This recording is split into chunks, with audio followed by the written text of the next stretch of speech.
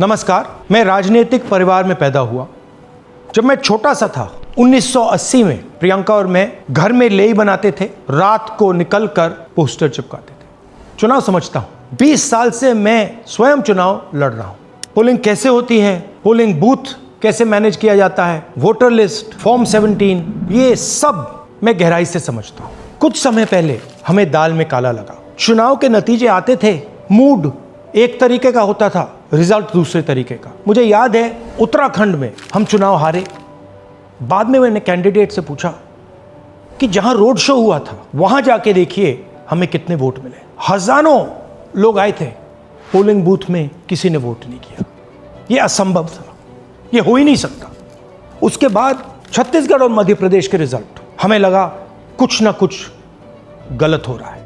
2018 में मध्य प्रदेश में चुनाव होता है, हम जीतते हैं। हमारी सरकार चोरी हुई थी।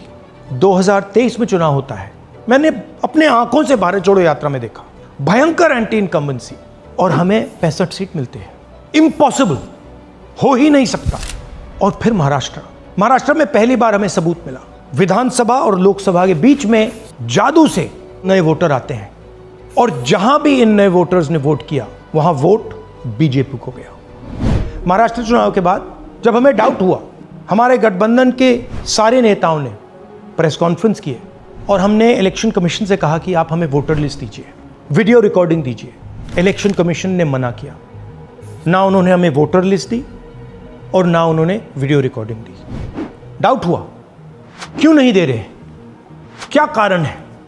तो हमारे दिमाग में सवाल उठा, क्या इलेक्शन कमीशन बीजेपी की मदद कर रहा है? क्या इलेक्शन कमीशन ही इलेक्शन को चोरी करवा रहा है? इसके बाद हमने एक टीम सेटअप की और हमने उन्हें कहा कि आप जाइए, एक कंस्टिट्यूएंसी में जाके ढूंढिए, सच्चाई ढूंढिए, किस प्रकार से चीटिंग की जा रही है, किस प्रकार से यह काम किया जा रहा है और कौन कौन इस काम को कर रहे हैं। सबसे महत्वपूर्ण बात यह है कि इलेक्शन कमीशन डिजिटल डेटा नहीं देता है, फिजिकल डेटा देता है। मतलब लाखों कागज में वोटर लिस्ट दे देगा, मगर डिजिटल वोटर लिस्ट किसी को कभी नहीं देता है। क्यों नहीं देता? कारण क्या है?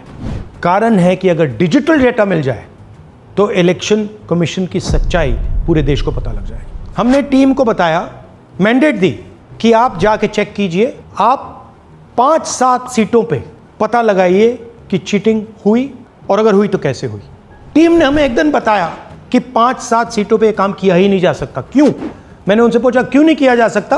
उन्होंने मुझे ये कागज दिखाए। ये जो कागज हैं, ये एक लोकसभा के कागज नहीं है, ये एक विधानसभा के कागज हैं, और इन कागजों को हमने मैन्युअली सॉर्ट करना पड़ा।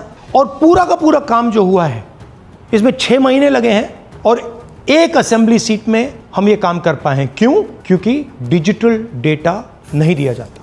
अगर इलेक्शन कमीशन ने हमें डिजिटल डेटा दिया होता तो हम ये कार्रवाई पूरे देश में, हर लोकसभा में, हर विधानसभा में 15 मिनट में करके दिखा देते। हमारे पास अनलिमिटेड रिसोर्सेज नहीं है, इसलिए हमने ये रिसर्च सिर्फ एक लोकसभा में, एक विधानसभा सीट में की। मगर मुझ में अब पूरा भरोसा है कि ऐसी 100 से ज्यादा सीटें हैं हिंदुस्तान में।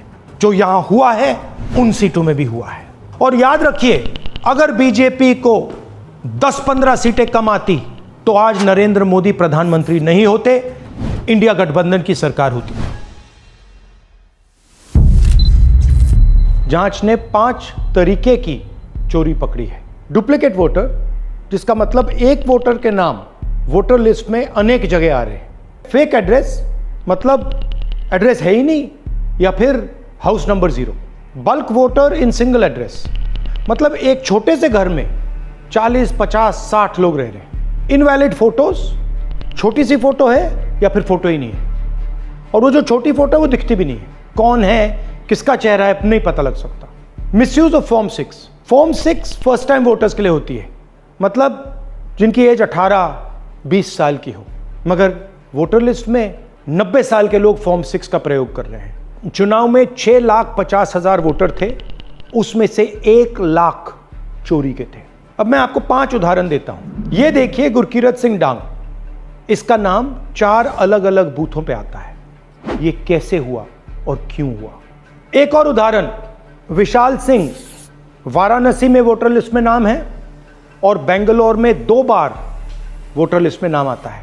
क्या ये वाराणसी में वोट कर रहे हैं या बेंगलोर में वोट कर रहे हैं या दोनों जगह वोट कर रहे हैं? एक और उदाहरण देखिए, हाउस नंबर 0। तो आपने कभी सुना है हाउस नंबर 0? हमने तो नहीं सुना था, मगर बेंगलोर में हजारों हाउस नंबर 0 हैं वोटर लिस्ट पे। हाउस नंबर 35 की कहानी सुनिए। छोटा सा घर है, ज्यादा से ज्यादा 4 लोग रह सकते हैं, मगर इस 35 में 80 लोग वोटर लिस्ट में रजिस्टर्ड है। ये ईआरओ ने कैसे अप्रूव किया, क्यों अप्रूव किया, पता लगाना है। अच्छा, अब ये देखिए वोटर लिस्ट, इनकी फोटो देखिए, या फोटो है ही नहीं या फिर छोटी छोटी फोटो है जो दिख नहीं सकती। इन वोटर आईडीज पे वोट दिया गया है। अब मैं आपको बताता हूं शकुन रानी की कहानी। फर्स्ट टाइम वोटर बनी है, 70 साल की आयु है। एक बार फॉर्म 6 का प्रयोग किया और उसके कुछ ही महीने बाद दूसरी बार फॉर्म 6 का प्रयोग होता है। 2 बार इनका नाम वोटर लिस्ट में आता है और फर्स्ट टाइम वोटर की लिस्ट में आता है। ये फर्स्ट टाइम वोटर हो ही नहीं सकती। तो क्या शकुन रानी जी ने वोट किया या किसी और ने शकुन रानी जी के लिए वोट किया? ये ही छुपाने के लिए सीसीटीवी का डेटा हमें नहीं दिया जा रहा है। और ये शकुन रानी जी अकेली नहीं है, ऐसे हजारों लोग हैं जिन्होंने फॉर्म 6 का प्रयोग करके 2-3 बार वोटर लिस्ट में नाम डाला है। हमने पहले इलेक्शन कमीशन से इलेक्ट्रॉनिक वोटर लिस्ट मांगी थी, सीसीटीवी फुटेज मांगी थी। उन्होंने अपना काम नहीं किया, हमें नहीं दिया। फिर हमने अपना इन्वेस्टिगेशन कराया, आरटीआई भरे और हमारे पास डेटा आया। भाई और बहनों, सच्चाई यह है कि हिंदुस्तान में इलेक्शन कमीशन और बीजेपी मिलकर इलेक्शन चोरी कर रहे हैं। ये पूरा का पूरा सबूत ब्लैक एंड व्हाइट में आज हमने आपको दिया है। इलेक्शन कमीशन जानता है कि हमने उनकी चोरी पकड़ ली है, इसीलिए एसआईआर आया है। ये एसआईआर जो है इंस्टीट्यूशनलाइज चोरी है। इलेक्शन कमीशन खुलकर बिना डरे बीजेपी के साथ मिलकर चोरी कर रहा है। और ये जो एसआईआर है, इसका लक्ष्य गरीबों का जो हक है, उनका वोट जो है, उनसे चोरी करने का है।